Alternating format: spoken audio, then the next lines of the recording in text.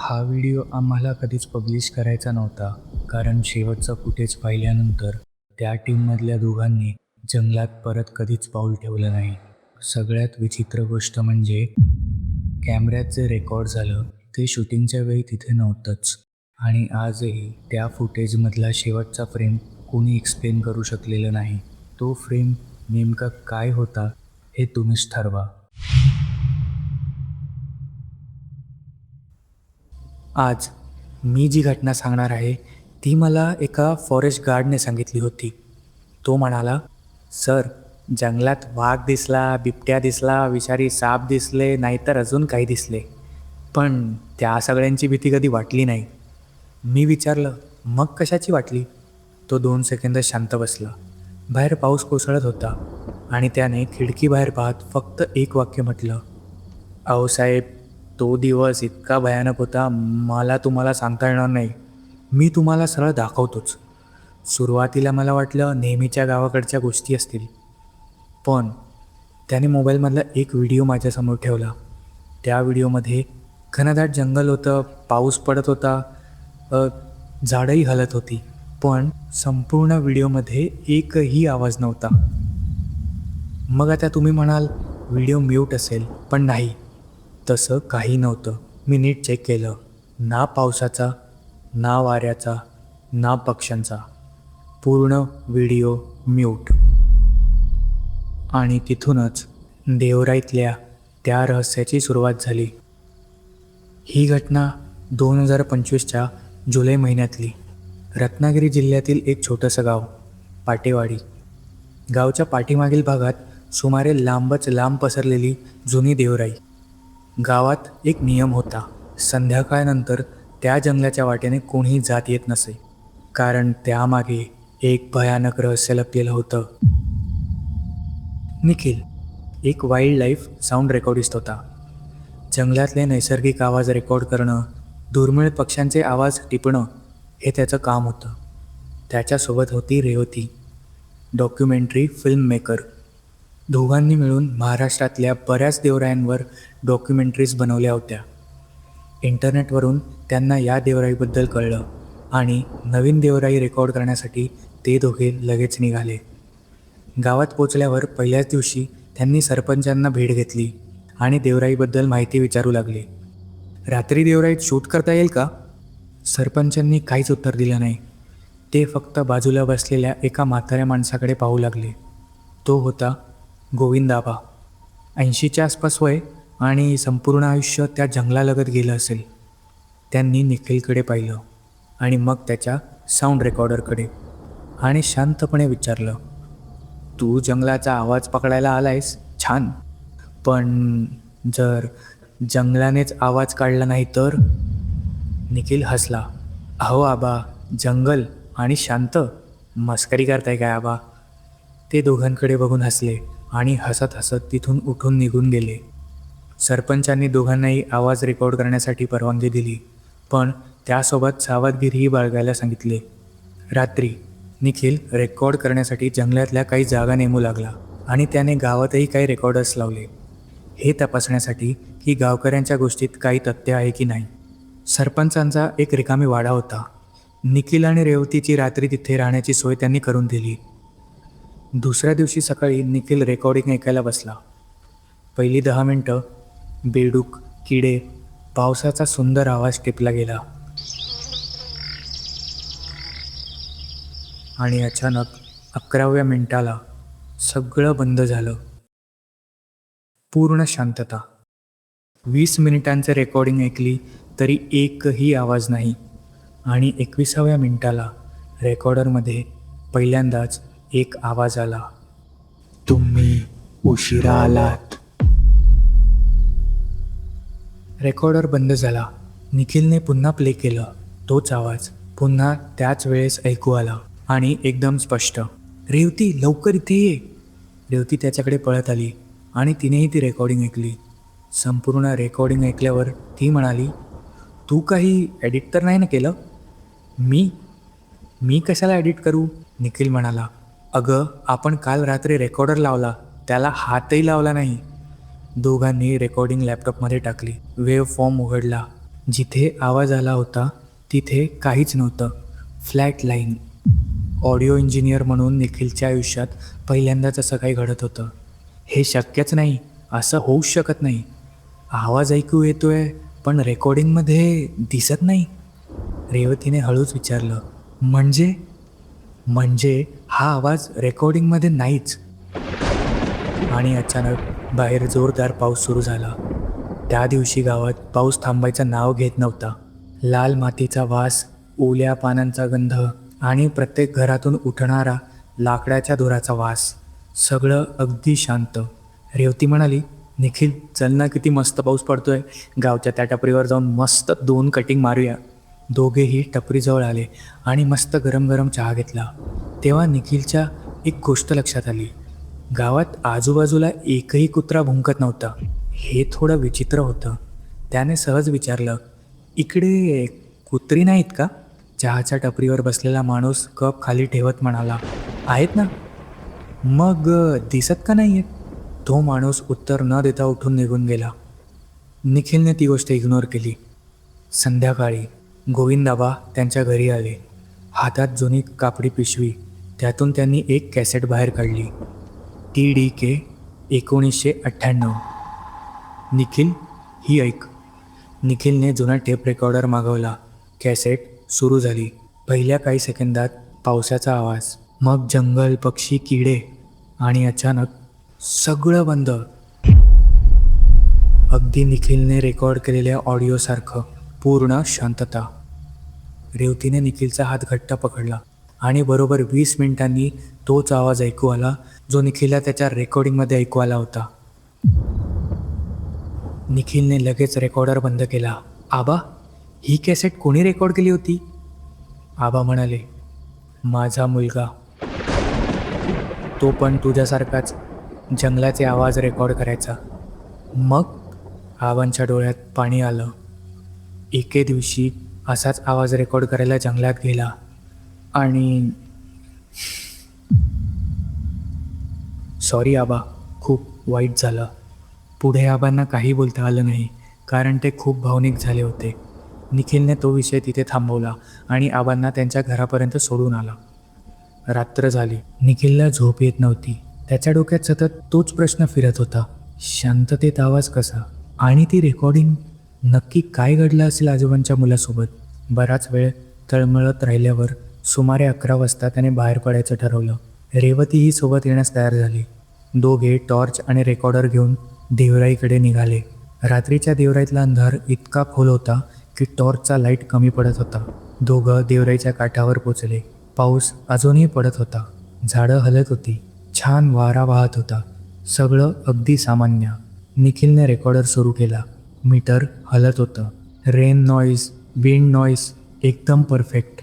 सगळं व्यवस्थित रेकॉर्ड होत होतं. अचानक मीटर खाली आला. हळूहळू पूर्ण 0. त्या क्षणी दोघांच्या कानात एक विचित्र दाब जाणवला. जसं विमान उडवताना कान बंद होतात ना, एकदम तसंच. रेवती ओरडली, निखिल, पाऊस पडतोय ना? मग मला काही ऐकू येत नाहीये. तुलाही तसंच होतंय का? रेवती काय बोलत होती काहीच ऐकू येत नव्हतं. आवाज का नाही येत आहे? अजूनही पावसाचे थेंब त्यांच्या अंगावर पडत होते, पण त्यांचा आवाज ऐकूच येत नव्हता. ना पानं हलल्याचा, ना पाण्याचा, ना वाऱ्याचा, ना स्वतःच्या श्वासाचा. फक्त पूर्ण भेसूर शांतता. निखिलने घाईघाईने मोबाईल काढला आणि व्हिडिओ रेकॉर्ड करायला सुरुवात केली. तेवढ्यात जंगलाच्या आत अंधारातून एक पिवळसर प्रकाश क्षणभर चमकला. जणू कोणीतरी कंदील घेऊन त्यांच्याकडे पाहत उभं होतं. निखिलने झूम केलं. प्रकाश एका झाडामागे गेला. रेवतीने तिथे जाण्यासाठी हाताने इशारा केला. निखिल मात्र नको म्हणू लागला. त्याचवेळी त्याच्या रेकॉर्डरवर माईक लेवल अचानक वर गेला. एकदम पीक, पूर्ण रेड. दोघांनी एकाच वेळी हेडफोन्स लावले आणि त्यांना जे ऐकू आलं त्यामुळे दोघे जागच्या जागी गोठले. हेडफोन्समध्ये पावसाचा आवाजच नव्हता, जंगलाचाही नव्हता. तिथे एक आवाज निखिलचा होता, दुसरा रेवतीचा. पण ते दोघे काहीतरी वेगळंच बोलत होते. हेडफोन्समध्ये स्पष्ट शब्द ऐकू आले, उद्या रात्री आपण आज जाऊ. दोघांनी एकाच वेळी हेडफोन्स काढून एकमेकांकडे पाहिलं, कारण हे वाक्य त्यांनी अजून बोललंच नव्हतं. निखिलने घाबरून रेकॉर्डर बंद केला, पण रेकॉर्डर बंद होण्याआधी शेवटचा एक आवाज रेकॉर्ड झाला, अगदी जवळून, जणू कोणी त्या दोघांच्या मध्येच उभं होतं. यावेळी दोघंही आलात. दोघे एकमेकांकडे बघतच राहिले. कोणीच काही बोललं नाही, कारण हेडफोनमधला शेवटचा आवाज त्यांच्या दोघांपैकी कोणाचाच नव्हता. ताबडतोब ते दोघे तिथून परत आले. सकाळी निखिलने रेकॉर्डिंग पुन्हा तपासलं. ऑडिओ फ्रिक्वेन्सीमध्ये एक विचित्र पॅटर्न दिसत होता. सरळ आवाज नव्हता, जणू कोणती तरी झाडांची वर्तुळ काढल्यासारख्या रेषा. तो स्क्रीन रेवतीला दाखवत म्हणाला, हे बघ, हा वेव्ह फॉर्म नाही, हा तर. तितक्यात रेवती पुढे म्हणाली, हे हे हा देवराईचा मॅप वाटतोय. दोघांनी लॅपटॉपवर सॅटेलाईट मॅप उघडला. रेकॉर्डिंगमधला पॅटर्न देवराईच्या वरून दिसणाऱ्या पायवाटांशी तंतोतंत जुळत होता. ते सरळ गोविंद आबांकडे गेले. आबांनी स्क्रीन पाहिला आणि क्षणभर त्यांचा चेहरा फटक पडला. हे कुठून मिळालं? रेकॉर्डिंगमधून. आबा बराच वेळ काही बोलले नाही. मग त्यांनी घरच्या माळ्यावरून एक लोखंडी पेटी खाली आणली. त्या पेटीत जुन्या फॉरेस्ट डिपार्टमेंटच्या फाईल्स होत्या. एक नकाशा, एक डायरी आणि 1989चा एक फोटो. फोटोमध्ये फॉरेस्ट सर्वे टीम उभी होती, 8 जण. आबांनी फोटोवर बोट ठेवलं. हे सगळे एका रात्री देवराईत गेले होते.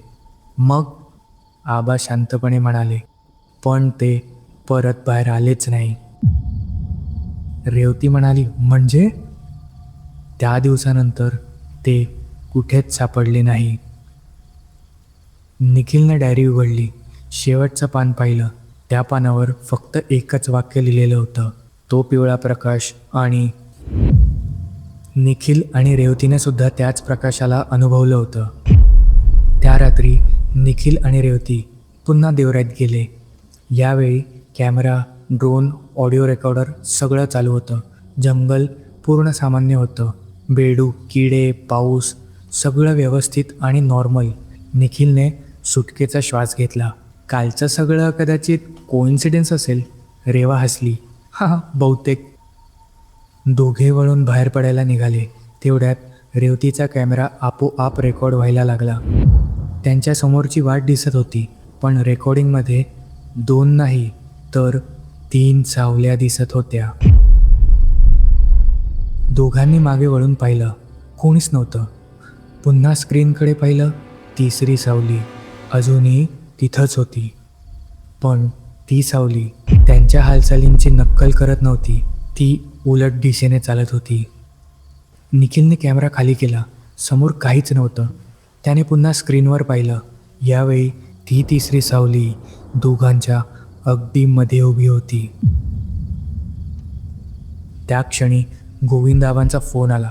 फोन उचलताच ते ओरडू लागले, तुम्ही जंगलात गेलात का?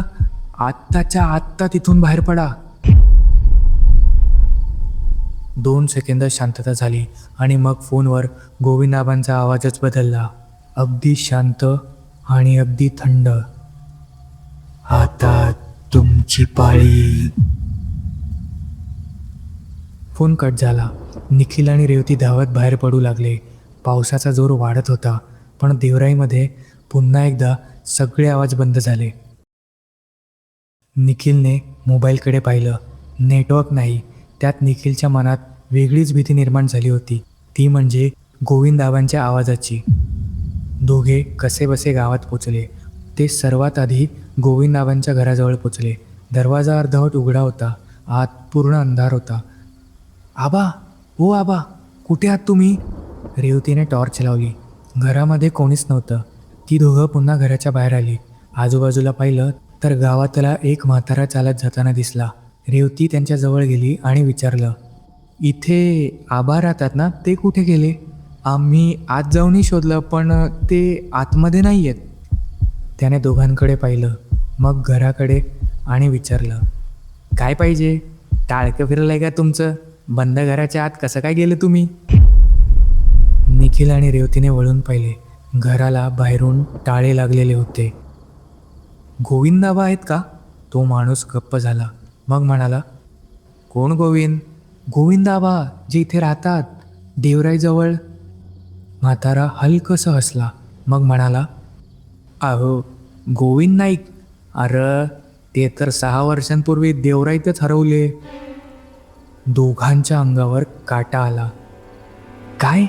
हो, शोध घेतला, काहीच मिळालं नाही. तेव्हापासून हे घर बंद आहे.